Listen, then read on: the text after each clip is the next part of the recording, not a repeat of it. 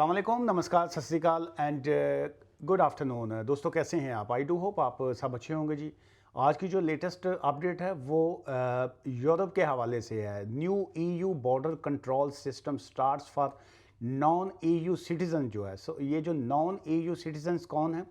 वो लोग जिनके पास ईयू पासपोर्ट्स नहीं है या जो ब्रिटिश नहीं है, जो बाकी जिनके पास वीज़ा होता है, जैसे कोई यूके में रहने वाला कोई स्टूडेंट है, स्किल्ड वर्कर वीज़ा होल्डर्स हैं, या जिनके पास कोई सा भी जो वीज़ा है और वो यूरोप में अगर वो ट्रैवल करना चाह रहे होते हैं, तो उनके लिए जो नया सिस्टम जो है वो 12 अक्टूबर से जो है, ये नेक्स्ट मंथ अक्टूबर 12 से जो है वो उसको एप्लीकेबल होगा। और उसमें एंट्री एंड एग्ज़िट सिस्टम जिसका नाम है EES जो है उन्होंने दिया है वो है। सो वो है क्या?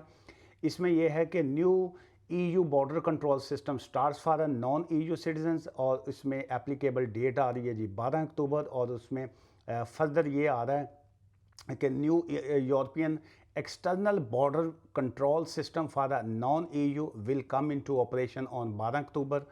और इन पुर्तगाल जो है एंड अदर शेंजियन कंट्रीज़ जो हैं वहाँ पे है। सो अब उसका मकसद क्या है कि बहुत से लोग जब एक यूके यूरोप में एक तरफ एंटर होते थे और उसके बाद वो किसी भी दूसरे कंट्रीज़ में जब एंटर हो जाते थे, तो उनका जो सिस्टम जो शो होता था एंट्री का और एग्ज़िट का जो था, वो वन साइड जो एंट्री हुई है उसकी आती थी, और जब आप वहाँ से एग्ज़िट होते थे सो वहाँ की आती थी। इसकी एग्जांपल मैं ऐसे देना चाहूँगा। लेट्स से मैं गया जी यहाँ से ग्रीस, तो मैं जब ग्रीस में पहला बॉर्डर मैंने एंटर किया, वहाँ पे वो एंट्री लगा देंगे कि जी मैं ग्रीस में एंटर हुआ। उसके बाद मैं यूरोप में मैं मुख्तलिफ़ कंट्रीज़ में मैं घूमता रहा। उसके बाद मैं वापस जब मैं निकला हूँ वाया स्पेन, लेट्स से मैं आ गया स्पेन से, मैं वापस जब यूके में एंटर हुआ तो वहाँ से वो एग्ज़िट हो गया।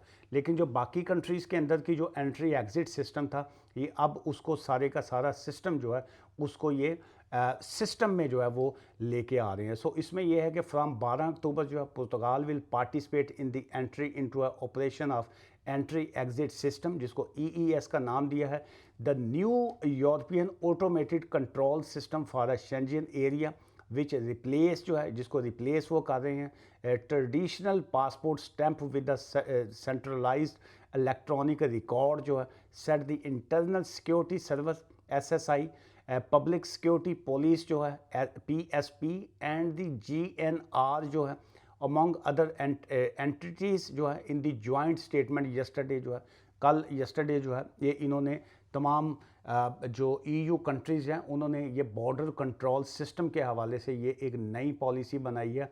सो अब इसका पर्पज़ उनका क्या है? नंबर एक तो ये है कि ये जो इलीगल माइग्रेशन है, जो एक दूसरे कंट्रीज़ में लोग एंटर हो जाते हैं, कि स्पेन में गए, ये मैं आपको जनरल इन्फॉर्मेशन के लिए बात बता रहा हूँ। इट्स नॉट एग्जैक्ट के जी कि आप स्पेन की ही मैं बात करूँ या मैं ग्रीस की बात करूँ। इसको जनरल इन्फॉर्मेशन ये है कि एक शख्स स्पेन में एंटर हुआ, उसने जाके वहाँ के डॉक्यूमेंट्स के लिए एप्लीकेशन फ़ाइल कर दी, लेकिन प्रैक्टिकली तौर पे वो किसी और कंट्री में जाके, फ्रांस में जाके उसने काम शुरू कर दिया, चूँकि उसके पास कार्ड बना होता था। कोई लीगल काम कर रहे हैं या इलीगल काम कर रहे हैं, हम उसकी डिबेट में नहीं जा रहे हैं, लेकिन प्रैक्टिकली ये है कि अब वो तमाम जो भी शख्स जो है उनके कंट्री में मौजूद होगा, प्रेजेंट होगा, उसका वो रिकॉर्ड जो है वो रखना चाह रहे हैं। अब उसमें फर्दर ये आ रहा है, according to the note EES जो है applies to all non European Union citizen जो है entering the country for a short stay जो है अप टू 90 डेज इन 180 डेज पीरियड जो है, रिगार्डलेस ऑफ वेदर दे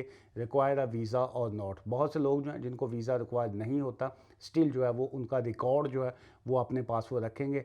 अच्छा, फर्दर इसमें यह है कि main changes in the procedures are a electronic registration of a traveller, कि ये जो इलेक्ट्रॉनिकली तौर पे जो है वो कंप्यूटराइज सिस्टम पे उसको ऐड करना चाह रहे हैं जो ट्रैवलर्स हैं वहाँ पे। एंट्रीज एंड एग्जिट जो है indicating the date, time and border post जो है, कि कौन से बॉर्डर से जो है आप एंटर हुए और कौन से बॉर्डर से जो है आप एग्जिट हुए। And the collection of A biometric data जो है, कलेक्शन ऑफ ए बायोमेट्रिक जो है ये जहन में रखिएगा। बल्कि कल भी मेरी किसी से बात हो रही थी कि वो साहब जो थे वो यूके से चले गए, जिस भी तरीके से चले गए, डंकी लगा के चले गए या जैसे भी है, दूसरे कंट्री में जाके जब वो एप्लीकेशन फ़ाइल आप कोई करेंगे तो वो उनका बायोमेट्रिक जो होगा, उनके जो फिंगरप्रिंट्स जो होंगे उसको जो है वो यूके या बाकी कंट्रीज़ के साथ जो है उसका डेटा जो है जो बायोमेट्रिक सिस्टम है उसको वो उसकी चेकिंग जो है वो भी होगी कि किसी ने किसी कंट्री में जो है कोई क्राइम्स में इन्वॉल्व तो नहीं है। सो बेसिकली इमिग्रेशन में इन्वॉल्व तो नहीं है कि एक शख्स जो है उसने असाइलम क्लेम किया है कंट्री में आके और उसके बाद उसका असाइलम रिफ्यूज़ हो गया या वो फेल्ड असाइलम सीकर है, वो निकला, वो किसी और कंट्री में चला गया, उसने किसी और कंट्री में जाके नई एप्लीकेशन को फ़ाइल कर दी तो उसका रिकॉर्ड जो है वो चेकिंग में लेके उसको आएंगे। अच्छा, एज़ वेल एज़ इसमें जो आ गया कि with the other European database जो है, सो बाकी कंट्रीज़ का और ये सारा ईयू का प्लस यूके और ऑब्वियसली जैसे 5 आइज़ की मैंने पिछले दिनों भी एक वीडियोस की थी। 5 आइज़ मीन 5 आंखें जो हैं, ये 5 आंखें कौन सी हैं? यूके की है, ऑस्ट्रेलिया की है, कनाडा की है, न्यूजीलैंड की है और ऑब्वियसली यूएस जो है। ये 5 कंट्रीज़ का डेटा जो है ये कंट्रोल जो है ये ऑलरेडी एक दूसरे के साथ डेटा शेयरिंग में है, लेकिन प्लस जो है अब ईयू जो है इनका आपस में ये आ गया 27 कंट्रीज़ का और प्लस ये 5 आइज़ जो है। सो दैट्स मीन ये सारे का सारा अब एक यूनिट के तौर पे जो है वो अब इसमें काम करेंगे जी। और इसमें फर्दर ये है इसमें पुर्तगाल की मैं इसलिए बार बार एग्जांपल दे रहा हूँ चूँकि बहुत से लोग जो हैं यूके बेस्ड इन्होंने पुर्तगाल में जाके जो है केसेस किए या बाकी चीज़ें की और बहुत से लोगों की बाकी कंट्रीज़ में भी एंट्रियाँ थी। जैसे यूके में बहुत से लोगों ने स्टूडेंट जो थे अपनी स्टडी कंप्लीट ना की, असाइलम क्लेम किया या बाकी मैरिजेज़ यहाँ पे की, मैरिज फेल हो गई, ईयू की एप्लीकेशन डाली, बहुत सी और चीज़ें जो थी, लेकिन उसके बाद वो फाइनली पुर्तगाल चले जाते थे और वहाँ जाके अपने फ़ाइल जो थी वो ओपन करवा लेते थे। So the system is being implemented जो है by the internal security service जो है in with the public security police. ये अगेन मैं बता रहा हूँ द GNRAN जो है इनका वो ये पता नहीं क्या उनकी अपनी ज़ुबान का वर्ड है। द पुर्तगाल जो है the countries airport management company जो है और ये सारे का सारा उस सिस्टम को कंट्रोल करेंगे। द